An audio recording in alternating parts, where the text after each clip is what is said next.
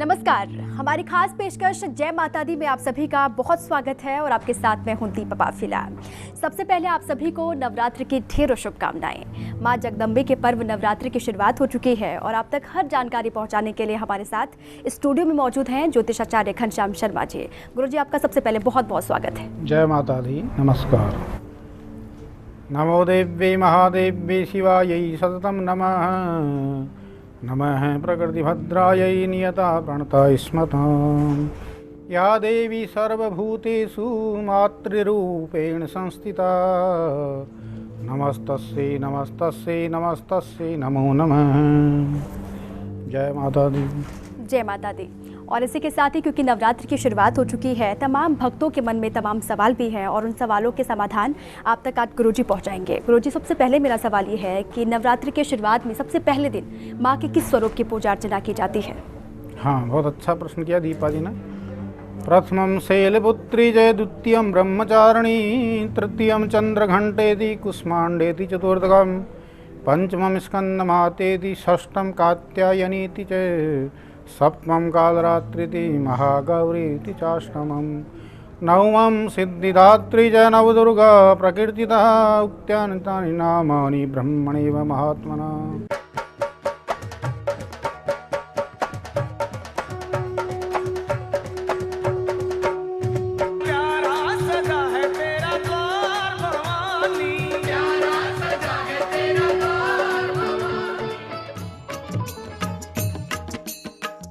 माँ दुर्गा को सर्वप्रथम शैलपुत्री के रूप में पूजा जाता है। हिमालय के वहाँ पुत्री के रूप में जन्म लेने की वजह से उनका नामकरण हुआ शैलपुत्री।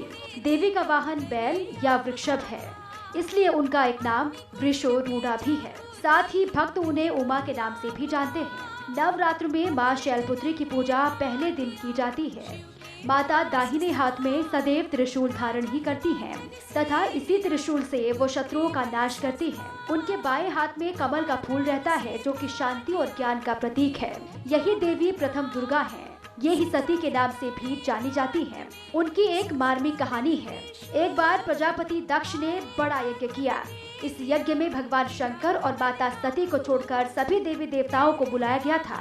माता सती भी उस यज्ञ में जाना चाहती थी, लेकिन शंकर जी ने उन्हें समझाया, प्रजापति दक्ष हमसे नाराज हैं, इसलिए उन्होंने हमें नहीं बुलाया है। लेकिन माता सती नहीं मानी और भगवान शंकर की अनुमति लेकर यज्ञ में चली गई। यज्ञ में उनकी माँ के अलावा कोई भी परिवार का सदस्य उनसे बात नहीं कर रहा था। अपने परिवार का ये व्यवहार देखकर सती बहुत दुखी हुई और इसी समय प्रजापति दक्ष शंकर भगवान को अपशब्द कहकर उन्हें अपमानित करने लगे। शंकर जी का अपमान सती सहन नहीं कर सकी और यज्ञ में कूदकर अपना शरीर त्याग दिया। जब भगवान शंकर को ये पता चला तो वो दुखी हुए और शंकर भगवान ने उस यज्ञ का विध्वंस करा दिया। इस घटना के बाद माता सती ने शैलराज हिमालय के यहाँ दूसरा जन्म लिया। हिमालय के यहाँ जन्म के उपरांत वो शैलपुत्री कहलाई गई। पार्वती और हेमवती भी इसी देवी के अन्य नाम हैं। शैलपुत्री का विवाह भी भगवान शंकर से हुआ। माता शैलपुत्री का जन्म शैल या पत्थर से हुआ है और इसीलिए उनकी पूजा से जीवन में स्थिरता आती है। माता शैलपुत्री की विधिवत आराधना से वैवाहिक जीवन सुखमय रहता है और घर में खुशहाली भी आती है। इनकी अर्चना से मूलाधार चक्र जागृत होते हैं, जो अत्यंत शुभ माने जाते हैं। साथ ही नवरात्र के प्रथम दिन माँ शैलपुत्री की पूजा से चंद्रमा से जुड़े सभी प्रकार के दोष दूर हो जाते हैं और सौभाग्य की प्राप्ति भी होती है। माँ शैलपुत्री के चरणों में गाय का घी अर्पित करने से भक्तों को आरोग्य का आशीर्वाद मिलता है और उनका मन एवं शरीर दोनों ही निरोगी रहते हैं।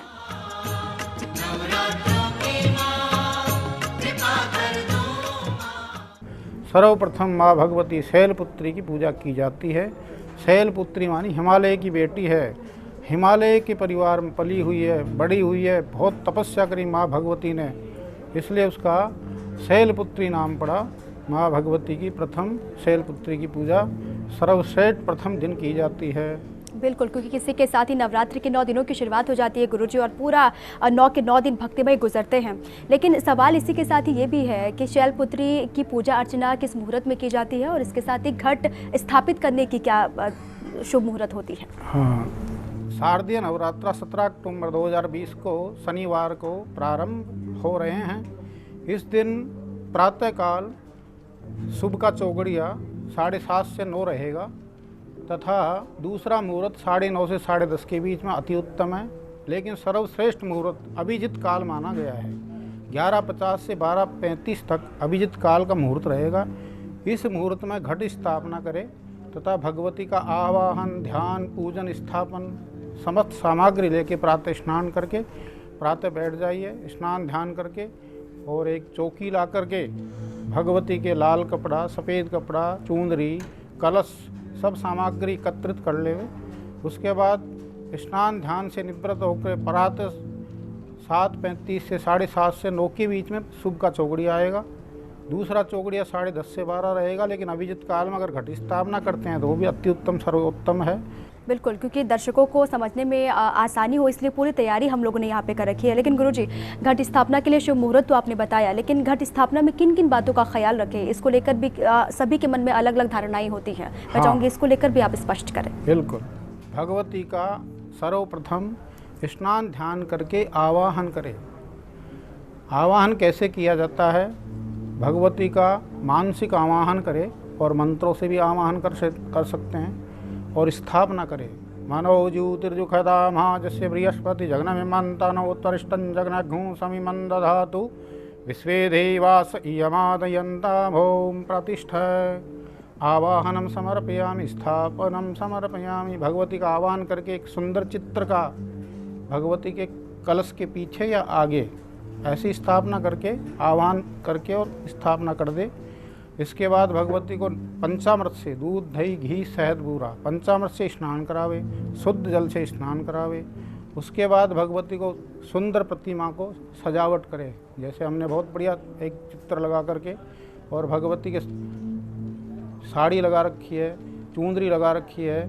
कलश स्थापना में हमने एक धान्य लगा रखा है, धान लगा करके स्थापना करे।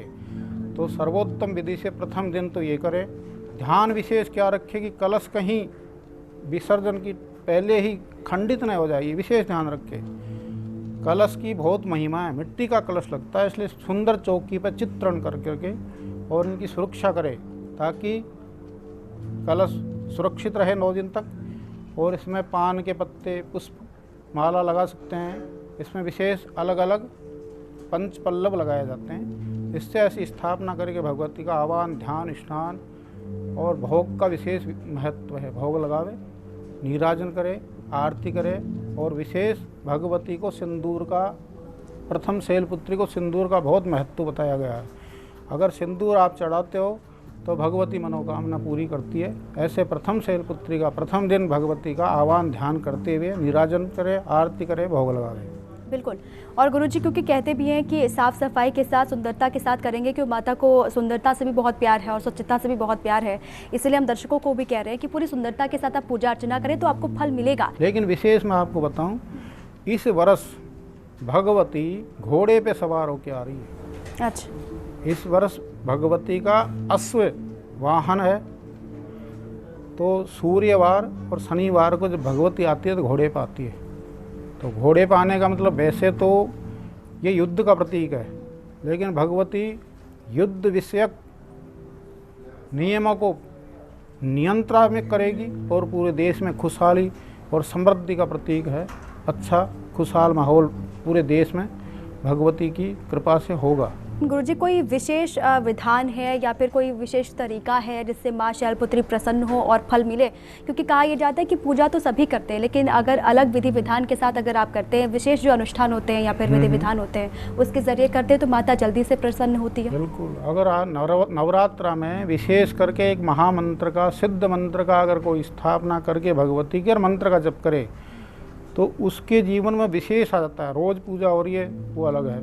नवरात्र में क्या करना, सिद्ध कुंजिका स्तोत्रम, सिद्ध कुंजिका स्तोत्र आता है दुर्गा सप्तशती में, उसके नियमित 3 पाठ करे, 5 पाठ, 7 पाठ, 11 पाठ। ऐसे अगर कोई व्यक्ति करता है तो समस्त मनोकामना तत्काल सिद्ध होती है। ऐसी माँ भगवती का विग्रह शैलपुत्री के सामने बैठ करके एक विशेष महामंत्र मैं आपको बता देता हूँ, सभी इसका नियमित से पालन करें। ओम ह्रीम धूम दुर्गाय नमः 3 माला, 5 माला, 11 माला कर लें। इस मंत्र से ऐसा अचूक प्रयोग देखा गया है, यह सर्वसिद्ध मुहूर्त और मंत्र है, लेकिन प्रथम मुहूर्त में ही करे या फिर मध्यकाल रात्रि में करे। इसका विशेष विधान है, रात्रि में करे तो रात्रि का नवरात्रि, रात्रि के अंदर जागरण करे, तपस्या करे, दुर्गा सप्तशती का पाठ करे तो विशेष हो जाता है। अब लोग जैसे जैसे विशेष मंत्रों का आह्वान करते जाएंगे, भगवती की कृपा प्राप्त होगी, धन वैभव लक्ष्मी की प्राप्ति वैसे हो जाएगी। विशेष मंत्र ओम ह्रीम दुम दुर्गाय नमः, इस मंत्र का जाप अवश्य करें। गुरुजी, बहुत सारे जो श्रद्धालु होते हैं या फिर जो भक्तगण होते हैं, उनके अंदर ये सवाल ये भी होता है कि बहुत अगर व्यस्त है, अगर सुबह पूजा अर्चना माँ शैलपुत्री की नहीं कर पा रहे हैं, अगर शाम को पूजा अर्चना करते हैं तो उसका भी फल उसी प्रकार मिलेगा जैसे सुबह पूजा अर्चना करने के बाद मिलता है? ये भी सवाल क्योंकि बहुत सारे दर्शक में पूजा की जा सकती है। 3 संध्या, प्रातः काल, मध्याह्न और सायंगर तूर्य संध्या वाक सिद्धिर भवति। शास्त्र में लिखा तूर्य संध्या होती है मध्य रात्रि को। इस नवरात्रि को नवरात्रि क्यों कहते हैं? नवरात्रि में क्या विशेष है? 9 दिन तो नहीं का, नवरात्रि का मतलब रात्रि में विशेष 4 गुना, 10 गुना, 100 गुना फल मिलता है। इसलिए विशेष करके प्रातःकाल मिलेगा फल, मध्याह्न में और सायंकाल, लेकिन रात्रि का विशेष महत्व है। इसलिए रात्रि में पुनः स्नान कर ध्यान करके बैठ जाइए भगवती के विग्रह के सामने और ओम ह्रीम दुम दुर्गाय नमः के साथ दुर्गा सप्तशती का पाठ करें, सिद्ध कुंजिका स्तोत्र। जिनके पास समय का अभाव, जैसे आपने कहा, तो समय के अभाव हो तो इसमें तंत्रोक्त देवी सूक्त के पाठ कर ले या इस मंत्र के जप कर ले या सिद्ध कुंजिका स्तोत्र करने मात्र से ही समस्त मनोकामना सिद्ध होती है। और विशेष भगवती के साथ भैरव का भी अनुष्ठान करें। ओम ह्रीम बटुकाय आपद उद्धारणाय गुरु गुरुवरकार ह्रीम ओम स्वाहा। बटुक भैरव मंत्र, बटुक भैरव साथ रहते हैं माँ के साथ, इसलिए बटुक भैरव का विशेष महत्व है। दूसरा हनुमान जी का, ये नवरात्र सर्वकाल सिद्ध है। नवरात्र में किए गए कार्य समस्त अनंत गुणा फल देते हैं, इसलिए हनुमान जी भगवती के आगे चंवर लेके चलते हैं झंडा और पीछे भैरव चंवर लेके चलते हैं। इस प्रकार से विग्रह जो पूजा करते हैं तो भैरव नामावली या मंत्र का जप या हनुमान जी का जप, हनुमान चालीसा, सुंदरकांड भी कर सकते हैं। लेकिन विशेष ये शक्ति की आराधना है। शारदीय नवरात्र एक शक्ति का आह्वान हो रहा है, पूरे देश में खुशहाली होगी। आपने कहा कि जैसे कोरोना वायरस बहुत ज़्यादा बढ़ता हुआ है, लेकिन ज्यों ही ये भगवती आएगी तुरंत कोरोना वायरस नियंत्रण होने लगेगा, ऐसा भगवती का दिव्य प्रसाद मिलेगा। बिल्कुल, आपने कहा कि वैसे तो पूजा अर्चना जो आम दिनों में करते हैं, लेकिन नवरात्र में अगर करते हैं तो उसका फल जल्दी से मिलता है और उचित फल मिलता है, क्योंकि सभी के भीतर आज जैसे कि कोरोना की हम चर्चा भी कर रहे हैं, सभी के भीतर अशांति भी है, नकारात्मकता भी है, और नवरात्रि के 9 दिन बहुत अचूक साबित होंगे अगर पूजा अर्चना की जाती है तो। और इसी को लेकर चर्चा हम आगे भी करेंगे, क्योंकि कई सवाल है जो आपके जहन में होंगे नवरात्र को लेकर, और माँ के स्वरूप की किस तरीके से पूजा अर्चना की जाए, किन बातों का ख्याल रखना है, किन बातों से बचना है, ये तमाम बातें आप तक पहुंचाएंगे। लेकिन एक छोटे से ब्रेक के लिए आप रुक रहे हैं, आप सभी रहिए हमारे साथ। प्यारा सजा है तेरा द्वार भवानी, प्यारा सजा है तेरा द्वार भवानी। ब्रेक के बाद एक बार फिर से आप सभी का बहुत स्वागत है हमारी खास पेशकश जय माता दी में। नवरात्र से जुड़ी हुई तमाम जानकारियां आज हम आप तक पहुंचा रहे हैं, क्योंकि नवरात्र की शुरुआत हो चुकी है और पहले दिन मां शैलपुत्री की पूजा अर्चना होती है। किस तरीके से पूजा करनी है, किस बात का ख्याल रखना है, ये आप तक पहुंचा रहे हैं। तमाम बातें हमारे साथ मौजूद हैं ज्योतिषाचार्य घनश्याम शर्मा जी। गुरु जी, क्योंकि हम लगातार चर्चा इस बात से कर रहे हैं, इस बात की कर रहे हैं कि आखिर माँ शैलपुत्री कैसे प्रसन्न होती है। अब सवाल मेरा ये है कि क्या भोग माँ शैलपुत्री को लगाएं, क्या हम चढ़ावा चढ़ाएं जिससे माँ शैलपुत्री प्रसन्न हो पाए? भगवती शैलपुत्री को विशेष करके घी का भोग लगाया जाता है। घी के भोग लगाने के बाद सफ़ेद बनी हुई दूध से बनी हुई मिठाई आप लगा सकते हो। दूध से बनी हुई मिठाई को खा के भगवती बड़ी प्रसन्न होती है। और घी का भोग का विशेष महत्व है शैलपुत्री का। तो प्रथम शैलपुत्री जय, हिमालय की पुत्री माँ भगवती को, शैलपुत्री को आप घी का भोग लगा करके बर्फ़ी का भोग लगावे। विशेषकर नारियल बहुत पसंद है भगवती को। नारियल, कच्चा नारियल 2 भाग करके सामने रख दे तो उसकी एक बलि भी मानी जाती है और अति उत्तम माना जाता है, मनोकामना सिद्ध होती है। तो ये भोग विशेष होता है। और फल में विशेष करके माता जी को अनार का बड़ा विशेष महत्व है। भगवती अनार खा के युद्ध कर रही है।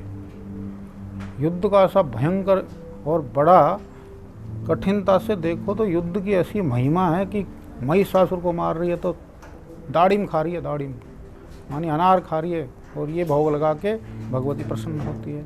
विशेष करके सिंदूर का बड़ा महत्व है। सिंदूर भी भगवती को चढ़ाया जाता है। उससे प्रसन्न होती है। 16 श्रृंगार की सामग्री भगवती को चढ़ावे, विशेष करके 5 वस्त्र लगते हैं, लेकिन साड़ी के अलावा आप चुनरी भी चढ़ा सकते हैं। इस प्रकार से माता जी का अर्चन, नित्य अर्चन करें। 9 दिनों तक विशेष शारदीय नवरात्रा अति उत्तम है। गुरुजी, क्योंकि इस बार ये भी कहा जा रहा है कि और सालों में जो नवरात्र होते थे वो तुरंत श्राद्ध के बाद ही शुरू हो जाते थे, लेकिन इस बार ऐसा नहीं हुआ और इस बार के जो नवरात्र हैं वो और सालों की तुलना में बेहद अलग है। मैं चाहूँगी उसको लेकर के पीछे की क्या वजह है वो भी ज़रा बताएं। बहुत बढ़िया। इस समय द्वितीय आश्विन मास शुक्ल पक्ष द्वितीय रहा, अभी पुरुषोत्तम मास समाप्त हुआ है। तो पुरुषोत्तम मास के बाद 1 माह के बाद आए हैं। ये नवरात्रा 20 साल बाद में ऐसा दुर्लभ संयोग बन रहा है। प्रातःकाल सूर्य देव नीच राशि तुला राशि में होंगे, जो 20 साल बाद में ऐसा संयोग बना है। दुर्लभ है, महान है और बहुत दिव्य और सर्वार सिद्धि योग 9 दिन तक रहेंगे। तुला लगन में सूर्य नीच का रहेगा, तो उस समय प्रातःकाल जो स्नान ध्यान करके घट स्थापना करेंगे, सुबह भी प्रातःकाल का भी मुहूर्त है, इसमें मुहूर्त भी आपको बता देता हूँ। प्रातःकाल 6:32 से 8:50 तक तुला लगन रहेगा। उसके अलावा चर लाभ अमृत का चौगड़िया दोपहर 12:12 से 4:47 तक निरंतर चलेंगे। कोई अगर सुबह नहीं कर सके तो 12:12 अभिजित से लेके 4:47 तक चर लाभ अमृत के दिव्य चौगड़िए, अमृत के और लाभ के चौगड़िए में स्थापना कर सकते हैं। इससे माँ भगवती प्रसन्न होती है। ये 20 साल पुराना जो दुर्लभ संयोग बना है, ये तुला लगन 20 साल बाद में हुआ है। नीच का सूर्य हो रहा है और सूर्य देव की आराधना करते हुए भगवती का नित्य अर्चन करते मनोकामना सिद्ध होती है। ऐसा दुर्लभ संयोग बहुत कभी कभी मिलता है। कोविड-19 के चलते हुए 23 सितंबर 2020 को राहु केतु ने अपनी स्थिति चेंज की थी, इसलिए वायरस में और मृत्यु दर में कंट्रोल हो रहा है। क्योंकि राहु केतु की मैंने पहले भी बता दिया था, इसके प्रभाव से संक्रमण बढ़ता है। अतः ये बहुत अच्छी स्थिति में डिग्री अब आ जाएगी। तो नवंबर के बाद लगभग वैक्सीन की स्थिति भी बनती है और देश में खुशहाली होने की स्थिति बनती है। और भगवती जब दिव्य शक्ति आ गई, पहले तो कौन आए, पितृ देवता आए श्राद्ध पक्ष में। पुरुषोत्तम मास में स्वयं भगवान विष्णु का मास आ गया, 1 माह रहा। अब देवी देवताओं का वास पूरे पृथ्वी पर है। देवी देवता आ रहे हैं तो इनकी आराधना, देवी की विशेष शक्ति का प्रभाव है, देवी की आराधना का, इसलिए शैलपुत्री का प्रथम दिन आह्वान पूजन ध्यान किया जाता है और ये दुर्लभ संयोग बना हुआ है। आप कह रहे हैं कि नवरात्र के बाद जो है वो सकारात्मक ऊर्जा का संचार होगा और सकारात्मकताएं आएंगी, क्योंकि लगातार हम लंबे वक्त से भी देख रहे हैं कोविड-19 की वजह से नकारात्मकता लोगों के बीच में है। लेकिन गुरुजी, मैं ये भी जानना चाह रही हूँ, क्योंकि लोगों के मन में जो दर्शक हैं या फिर जो श्रद्धालु हैं उनके जहन में ये भी एक सवाल होता है, क्योंकि अगर चढ़ावा चढ़ाने के लिए उनके पास वक्त नहीं है या फिर पूरे विधि विधान के साथ पूजा पाठ करने के लिए उनके पास वक्त नहीं है, जैसे कि आपने भी कहा कि विधि विधान के साथ पूजा करने से ही फल ज़्यादा मिलता है या फिर जल्दी मिलता है, अगर वो नहीं कर पाती तो फिर कुछ ऐसा मंत्र है जो एकमात्र मंत्र से ही इस पूरे पूजा के जितना ही उनको भी लाभ मिले या फिर फल मिले? बहुत अच्छी बात है, आपने दीपा जी ने अच्छा प्रश्न किया है। कोई व्यक्ति आज के जीवन में व्यस्तता बहुत ज़्यादा है, किसी को टाइम नहीं है। हाँ। अच्छा है, कोई बात नहीं, काम भी करो लेकिन भगवती का नित्य अर्चन 9 दिन तक अवश्य करो। मैं तो ये कहूँगा कि इस समय जो दुर्लभ संयोग है ना, इसका प्रत्येक मानव को आनंद लेना चाहिए और अपनी शक्तियाँ, दिव्य शक्तियों को ऊर्जान्वित कर दे।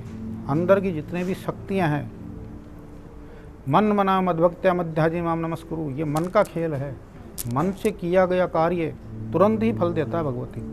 किसी को शारीरिक क्रिया से नहीं समझ में आता, ठीक है, भगवती मन से पूजा कर ले, मानसिक धूप दीप नैवेद्य आरती करके और नीराजन करके फल, किसी के पास कहते हैं इतने फल नहीं है तो कोई दिक्कत नहीं, बिना फल भी आप फल चढ़ा सकते हो। मानसिक पूजा करते हुए षोडशोपचार, पंचोपचार, राजोपचार, जिस प्रकार से जो कर सकता है भक्त नित्य अर्चन करें तो उनको, लेकिन विशेष ध्यान रखें 9 दिन तक एक टाइम भोजन करें, हो सके तो फलाहार कर सकते हो, व्रत करे, जप करे, तप करे, संयम से रहे, हो सके तो शयन नीचे ही करे, नीचे शयन करे, पलंग वगैरह पे वर्जित है। वैसे हो सके तो 9 दिन तक सेविंग तो खुद बना सकते हैं, कोई दिक्कत नहीं है। बाल बाल बनाने के लिए वैसे वर्जित है शास्त्र में, लेकिन स्वयं बनाने का दोष नहीं लगता है। इसलिए विशेष ध्यान रखिए भगवती का, जो ये नियम संयम व्रत पूजा पाठ तप जब दुर्गा चालीसा सब कर सकता है, एक छोटा मंत्र बता दूं आपको, ओम धूम दुर्गाय नमः। चलते फिरते भगवती का नित्य अर्चन इस मंत्र से कर लो, ओम धूम दुर्गाय नमः, ओम धूम दुर्गाय नमः। करते ही भगवती प्रसन्न हो जाती है, ऐसा वरदान दिया। गुरुजी, आपने कहा कि फलाहार को लेकर भी आपने कहा कि फलाहार कीजिए, जप कीजिए, लेकिन बहुत सारी धारणाएं ऐसी हैं कि सिर्फ फलाहार ही करना है और बहुत सारे एरिया जगहों पे हम देखते हैं जहाँ पर लोग रात एक टाइम का खाना भी खाते हैं, रात का भोजन भी करते हैं।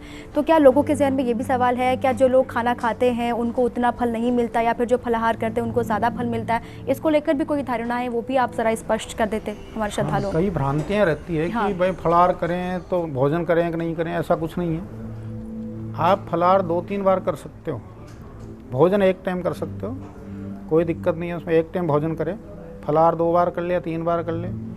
हो सके तो दूध वगैरह ज़्यादा सेवन करें।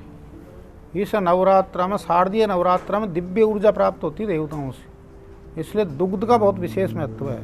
लेकिन गुरुजी, मैं चाहूँगी ज़रा वो भी आप बताएं कि किन किन बातों से श्रद्धालुओं को बचना होगा जो माँ जगदम्बे की पूजा अर्चना करना चाहते हैं, वो चाहते हैं कि उनको फल मिले और उनकी जो विधि विधान के साथ पूजा अर्चना की है वो सफल हो। उसके लिए किन किन बातों का ख्याल रखना होगा, क्या चीज़ें ना करें जिनसे वो बचें, वो भी आप बताएं।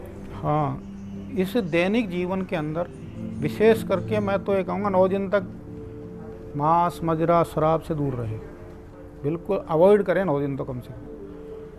नॉन वेज बिल्कुल नहीं खावे। दूसरा, आप शयन करें तो धरती पे सोवे, किसी की आलोचना नहीं करें। निंदा करना भी बहुत बड़ा पाप बताया शास्त्र के अंदर, पर निंदक नहीं, निंदा करने वाले उचित नहीं है। शास्त्र विधि के अनुसार ही काम करें। ये शास्त्र विधि वर्तते काम का अर्थ है।